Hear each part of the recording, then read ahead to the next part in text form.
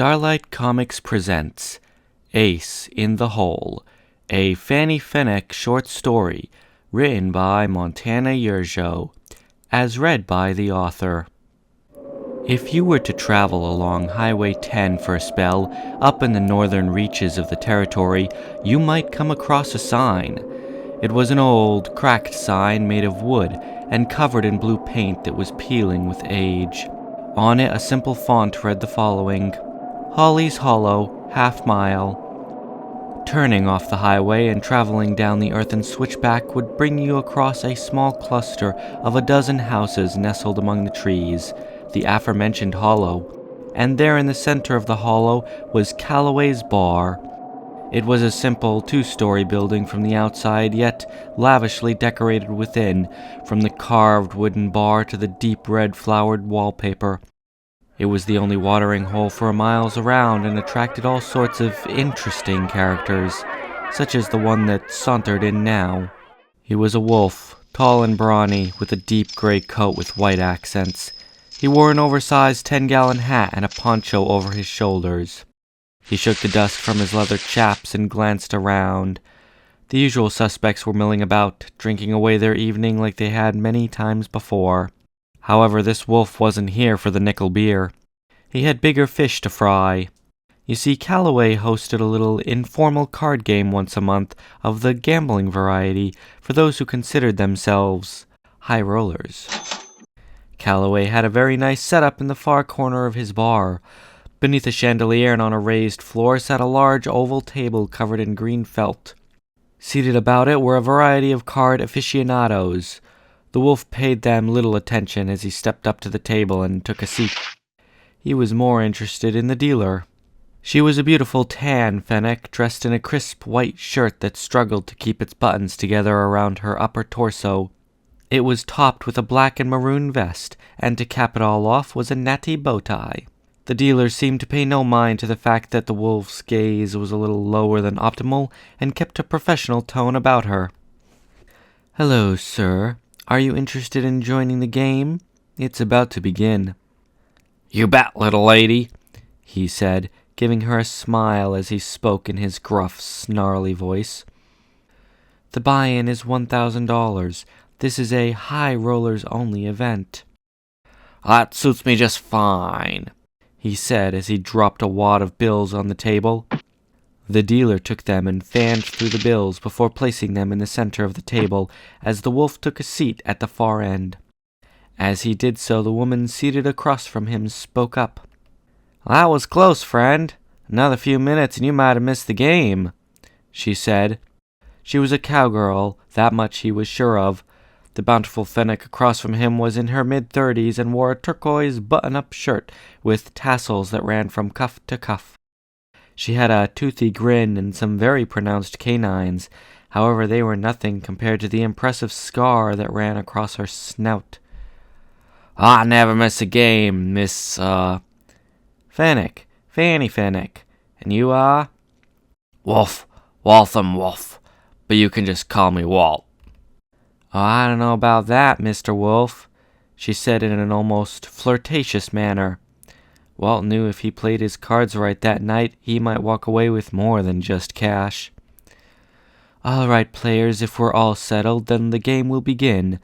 The game is 5-card draw, jokers are wild, minimum bet is $10, said the dealer as she effortlessly flipped the deck about, rolling cards around her fingers before shuffling and cutting the deck with a finesse only a professional could muster. She dealt the 5 seated at the table their hand, and thus the night truly began. One by one the hands flew by, just as the hands on the clock flew round and round. Fortunes came and went. The piles of chips before the players grew and shrank, and for some they disappeared entirely. As the clock struck 1, there were only a few stragglers left in the bar, and even fewer were left at the table. Mr. Wolf was one such player, and he was not acting nearly as suave as he had 3 hours prior. While his luck had been holding pretty steady through most of the night, it completely tanked once the game became a one-on-one match against the one known as Ms. Fanny Fennec. Her luck had been exceedingly good. Too good, he thought as he lost his last hand. Miss Fennec sat there now with $5,000 worth of chips before her. She chuckled to herself as she admired her winnings. "Well, it seems as if Miss Fennec is the winner tonight. Congratulations, miss," said the dealer as she collected the cards. "You know, it's too bad," said Miss Fennec as she pulled the mountain of cash towards her. "I play more for the thrill than the cash. Had you the dough, I would have gone big on the last hand, but sadly that wasn't the case." "Wait," said Mr. Wolf.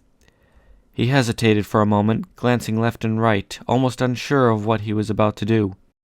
You see, Mr. Wolf fancied himself quite the gambler, but unfortunately gambling had a bit of a bigger hold on him than it should on any man. Fanny and the dealer each shot him a glance. "Yes, Mr. Wolf?" asked Miss Fennec as she lowered her head, her eyes just barely visible beneath the brim of her hat, the corners of her mouth just barely edged upwards. "One more hand," he said, almost stuttering. "And with what do you propose to bet with? I'm not taking any IOUs." Mr. Wolf paused for a long moment before reaching under his poncho and pulling out an envelope. He tossed it on the pile of cash. "That right there is a map that leads to a stash more than enough to match what you got there." Fanny chuckled. "What, a treasure map? Is there a big X that marks the spot?" she said, mocking him. Suddenly Mr. Wolf got serious and his tone lowered. "You read about that armored car heist a month ago ways north of here?" "Yeah, I think I saw it in the papers. Bandits made off with $10,000 if I remember right. What of it?" asked Fanny.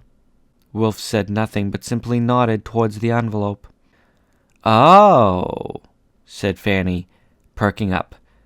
"Now this just got interesting." She pushed the pile of cash into the center of the table. "Game on, dealer?"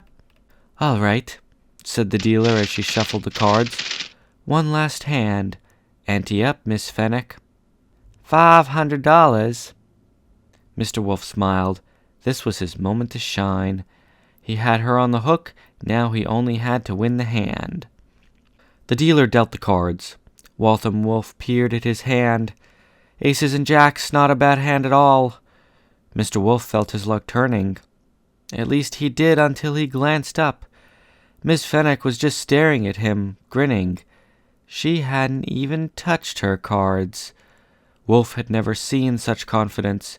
It was almost as if she knew she couldn't lose. "I'll raise 1,000, said Mr. Wolf. Miss Fennec matched his bet. "Card, Mr. Wolf?" asked the magenta-maned dealer. "1. "Miss Fennec?" She looked the dealer in the eyes for a moment before saying, "Pass." Mr. Wolf reeled from this. Not only did she not even look at her cards, but she wasn't even taking more. Had she given up? Was she trying to spook him? Or perhaps... The card Mr. Wolf received was junk, and on the next round he traded it for another, an ace. Full house with aces high, there wasn't much that could beat that. However, Fanny still unnerved him.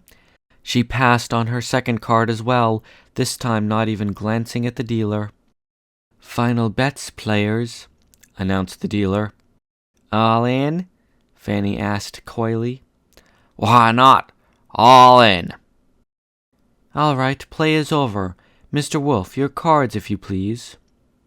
He smiled as he tossed his hand onto the table. "Full house, aces high." Fanny let out a little chuckle before unceremoniously flipping over her cards one by one. Queen. 2. Joker. Queen. Joker.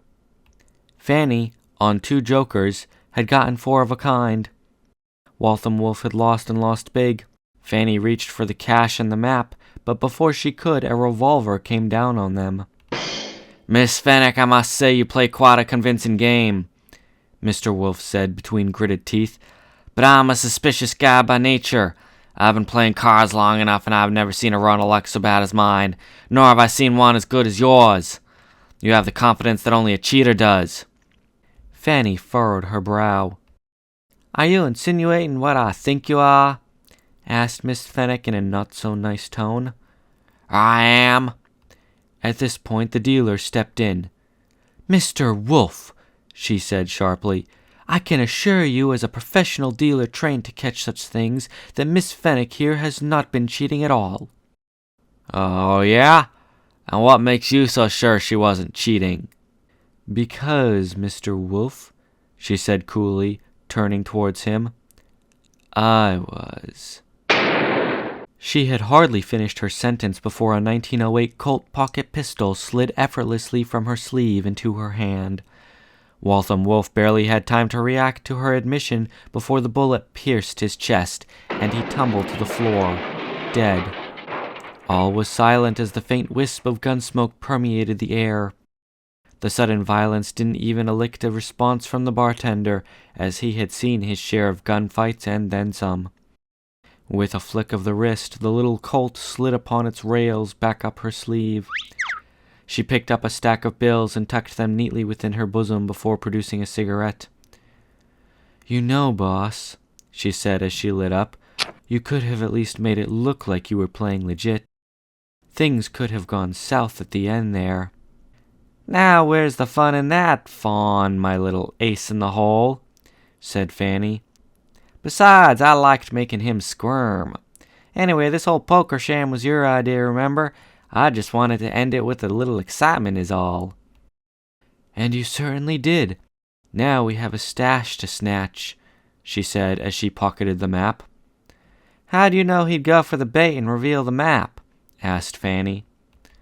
"Walt was a compulsive gambler, made worse by the fact he was actually decent at it.